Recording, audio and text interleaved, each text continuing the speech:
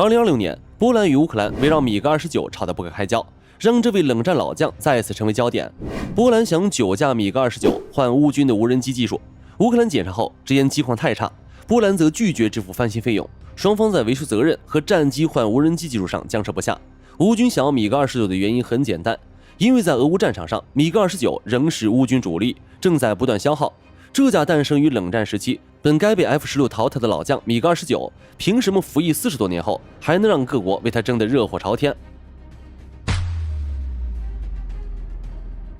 ？2026年7月，波兰国防部长给出了最后通牒，声明关于这批战机的最终决定必须在数周内做出。波兰急于用美制 F-35和韩国 FA-50全面取代老旧的米格机队，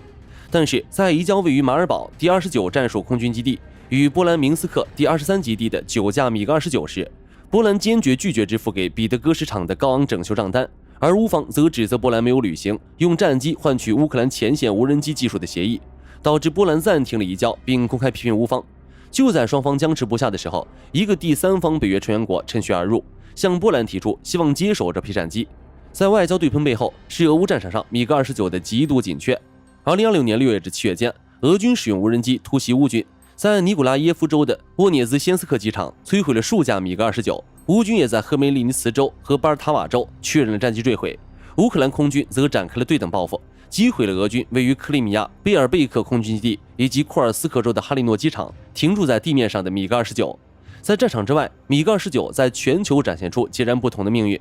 保加利亚国防部长明确表示，他们正将米格29仅作为备件来源进行拆解，拆下尚能使用的零件，去维持现有机队运转至2029年退役。这种拆东墙补西墙的无奈举动，折射出中小国家在装备交替空窗期的艰难。而在印度，空军参谋长高度赞扬了本土升级的米格29 UPG， 称其配备的先进雷达与现代化航电是保卫边境的关键力量，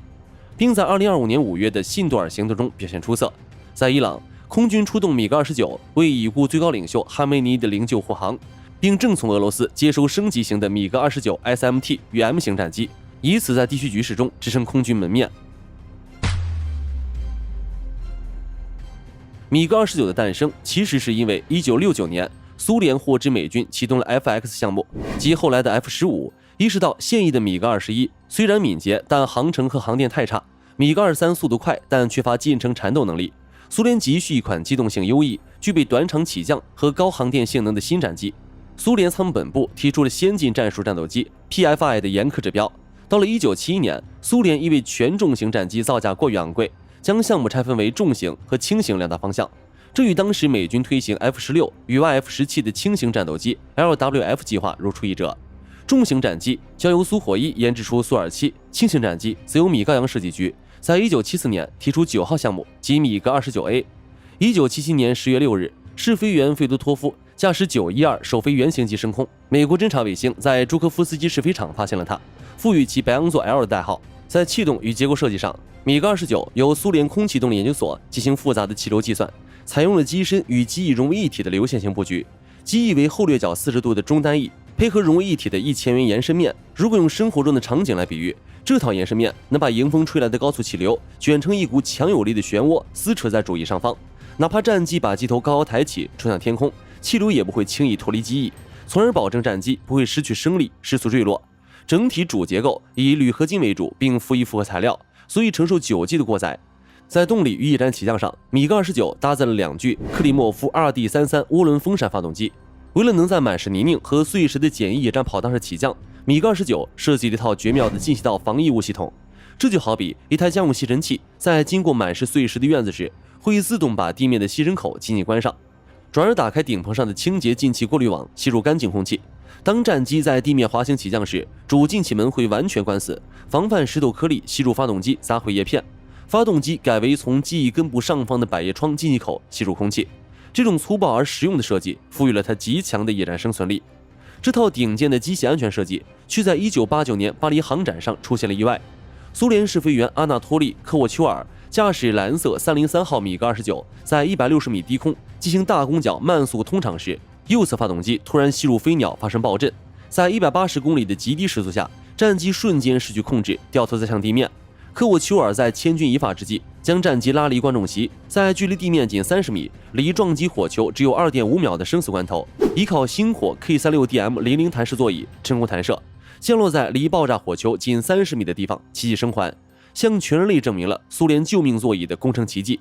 然而，初期型米格29B 内部6个油箱总容量仅为4365升，这就像是一辆改装了超级大推力 V8 发动机的赛车，却只安装了一个草坪割草机大小的油箱，只要猛踩几下油门，油标指针就会急速下降。这种短腿缺陷让他落得了一个机场保卫者的戏称，只能充当点防御的前线截击机。加上 2D33 发动机燃烧式设计缺陷，导致猛踩油门时黑烟极为明显，就像一辆老旧柴油大货车猛踩油门时喷出的黑烟一样，让几公里外的敌方飞行员一眼就能看清它的位置。1990年两德统一后，西德将东德国家人民军空军的24架米格29 9.12A 编入连队，并在萨丁岛和美军红旗军演中与美军第510飞行中队的 F-16C 展开了大量实战模拟格斗。美军试飞员在评估报告中惊叹，在低速盘旋缠斗中 F-16就像是一辆需要靠高速冲刷才能甩尾漂移的跑道赛车，而米格29则像是一个能在半空中突然踩刹车原地转向的空中体操运动员。它的抬头控制力与能量恢复速度远超同时期的欧美战机。更可怕的是，它配备的头盔瞄准具与273导弹的组合，在过去的近距离空战中，飞行员必须像拿着一把老式步枪一样，咬牙把整架飞机的机鼻死死对准敌机才能锁定。而米格29飞行员只需要转动头部，透过头盔上的单目瞄准镜看一眼敌机，眼光所及之处，挂在翼下的273导弹就会自动偏转引导头完成锁定。美军飞行员承认，只要进入这45度杀伤锥，米格29就能一口吞掉你。这一进展优势，直到2003年，美军引入 ARM9X 与头盔瞄准系统后才被弥补。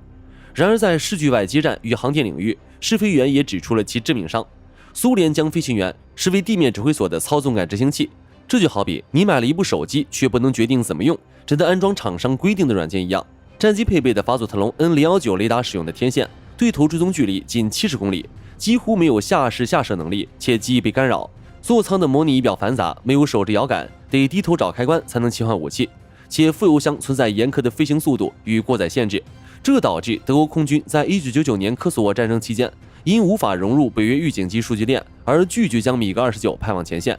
这种技术短板在战史中展现的淋漓尽致。